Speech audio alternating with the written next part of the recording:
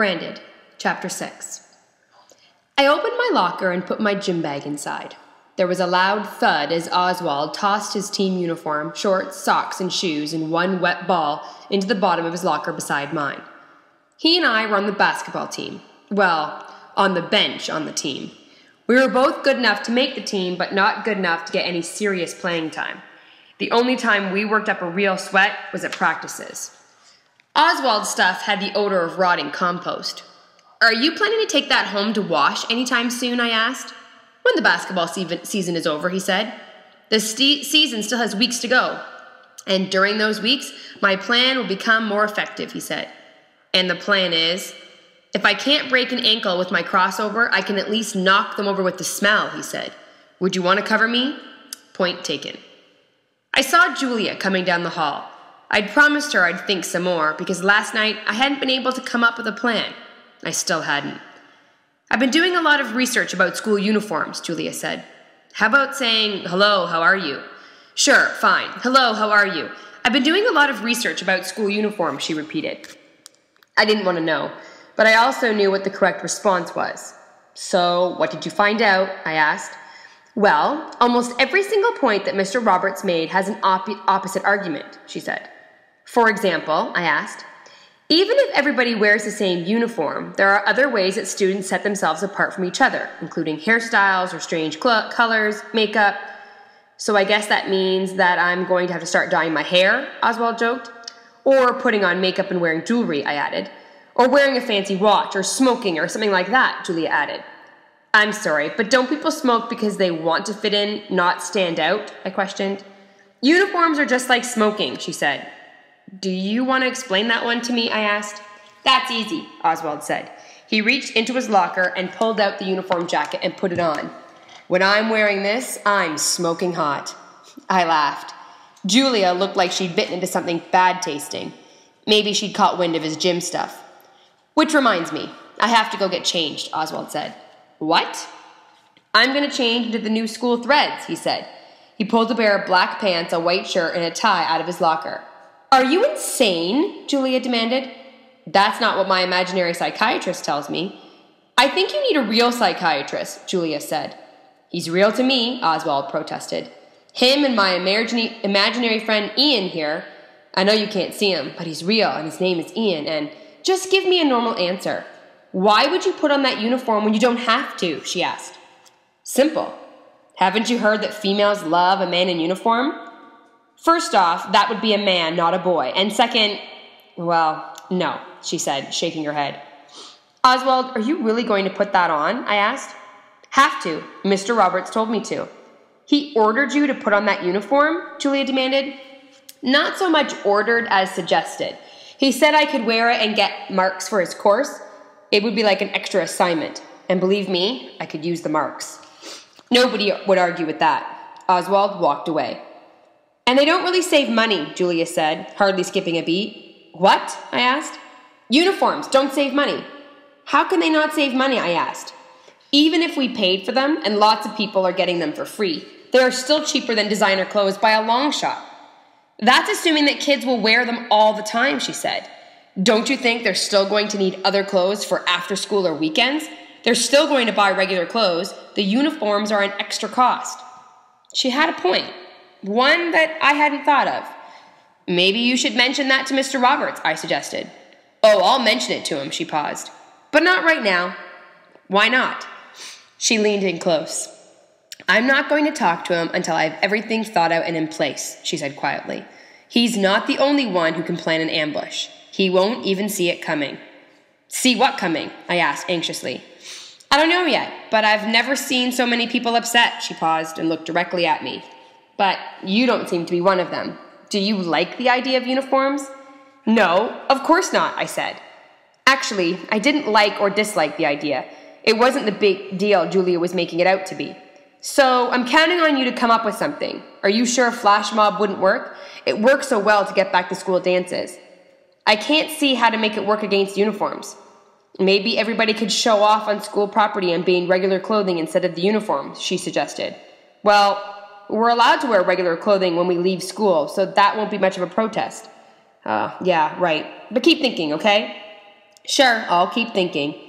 And you can't tell Mr. Roberts anything about my plans, she said. That's easy. You don't have a plan.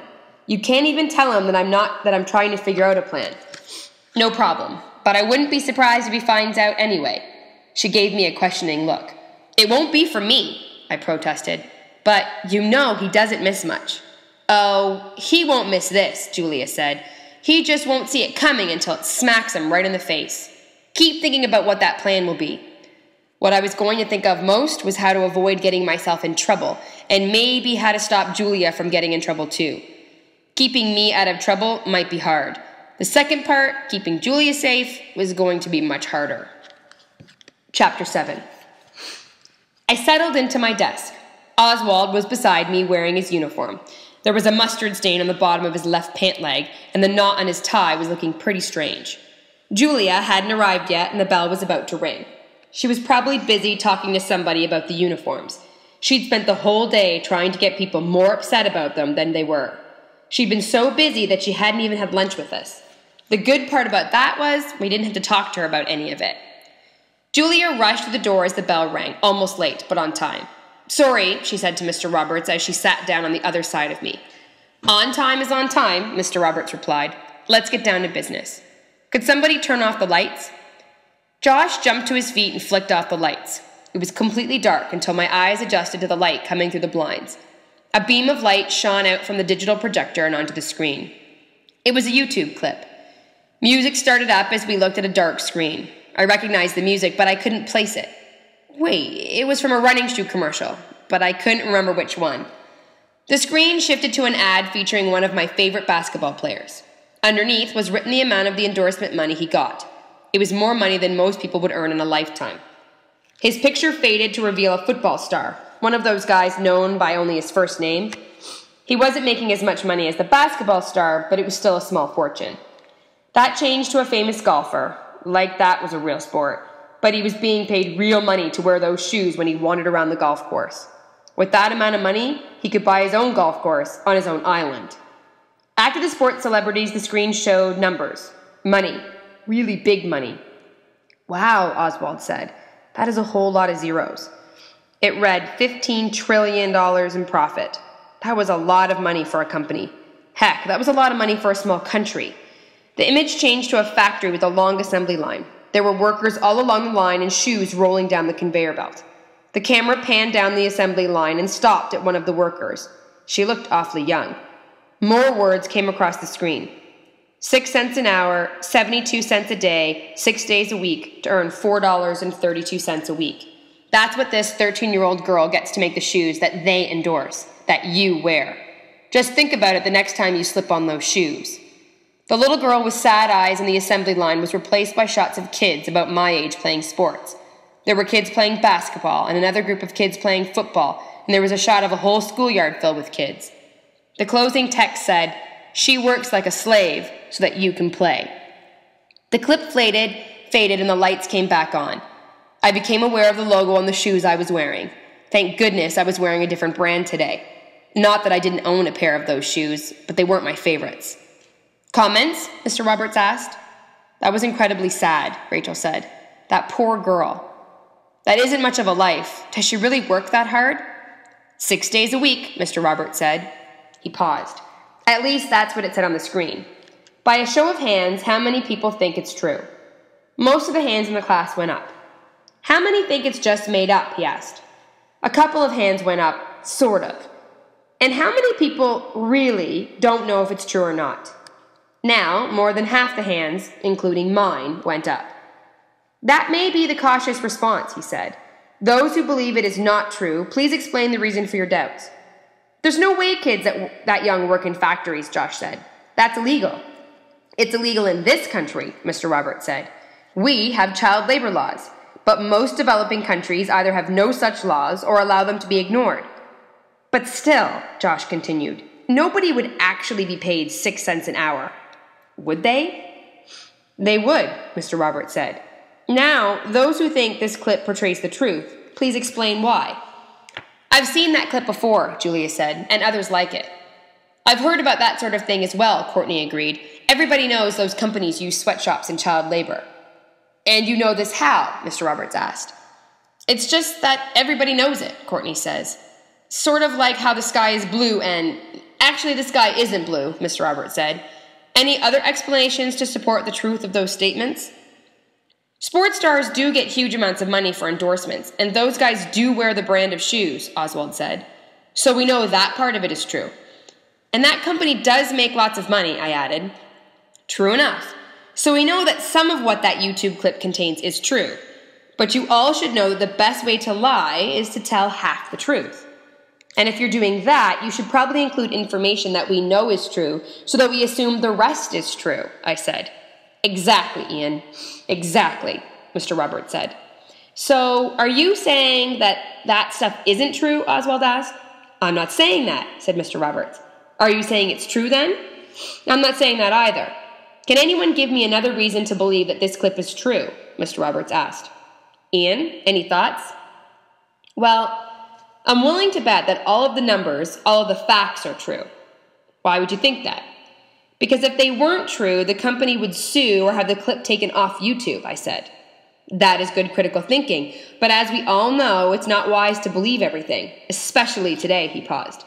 In the olden days when I was younger, information was generally printed in reference books like an encyclopedia. Not stone tablets? Oswald asked. Everybody laughed, including Mr. Roberts. We had paper. Something being written on paper didn't guarantee that it was true or that it wasn't biased, but it was generally written by some sort of expert. It's a lot different today. Any idiot can put something up on Wikipedia, Oswald said. I know this for a fact because I've put stuff on Wikipedia. Actually, they have found that Wikipedia is fairly accurate, but you're right, said Mr. Roberts. Just because something is on YouTube or Twitter or on a Facebook page doesn't make it true. I thought he deliberately avoided looking at Julia when he said that. Is it just that brand of shoes? Oswald asked. He held up a foot to reveal the familiar logo. Not just that shoe brand. They just focused on that name for that clip. They could have done any shoe on the market. I tucked my feet further in under my desk. And it's not just running shoes, of course. Most toys, electronics, household products, cleaning supplies, and clothing are all potentially manufactured in sweatshops. It could be anything, Mr. Roberts said. This is starting to smell like an assignment, Oswald said. No assignment. Critical thinking should be a part of your lives. Does anybody just want to know? A few hands went up, including mine. When something interests you, it drives you to find more information. We're in the information age. Just remember, be a critical thinker. Don't accept without proof. And on that night, no, I'm going to dismiss you. But the period isn't over, Oswald said. Do you want to stay longer? He asked. No, I'm good with leaving, Oswald said as he jumped to his feet. Other people started gathering their books. Actually, I have to leave a little early. I have a meeting at the board office about the uniforms. And speaking of uniforms, Oswald, come here. Oswald went to the front. Didn't anybody ever teach you how to tie a tie? No, sir. It looks more like a noose than a necktie, Mr. Roberts said. He adjusted the tie so it looked better. More than half of the class had already made for the door. I think they were afraid he might change his mind. That might not be the dumbest thing to do. I grabbed my things and, Ian, Mr. Roberts called out, and I froze in the doorway, 2 feet shy of freedom. Can I have a moment of your time? He asked. I knew that wasn't really a question. I turned around and headed back into the class. I passed Julia and she gave me a, what is this about, look. I shrugged. How would I know what he wanted? I stood beside his desk. He was shuffling papers and didn't even look up at me. I got the feeling he was waiting until the room emptied completely before he talked. It got very quiet as the last people exited, leaving just me and him. He looked up. Are you planning to do some independent investigation into the things we talked about today? For sure, I said. You really have impressed me with your interest in social justice. There's so much I didn't know, and so much you still don't know, he said. I didn't mean I know everything, I just mean I'm trying to learn more. We're all trying to learn. I was thinking about creating a social justice club here at the school, he said. Would you be interested in taking a leadership role in that? Yeah, of course. We'll try to make the student population aware of world issues. We'll try to think globally and act locally, he said. I wasn't sure what that meant, but I figured I'd learn that too. So, changing subjects. What do you think about the new uniforms? Mr. Roberts asked. I hadn't seen that coming. I'm not asking for state secrets, he said. He must have read something in my expression. I just want to know your opinion. They're just uniforms, I said. No big deal. From what I gather, a lot of people think it is a big deal. Some people make a big deal out of nothing, I said. And some people make nothing out of a big deal, he responded. What? Sometimes things that really do matter aren't seen as being important. The secret is to know what counts and what doesn't, Mr. Roberts explained. Speaking of which, I'd better get to the board office.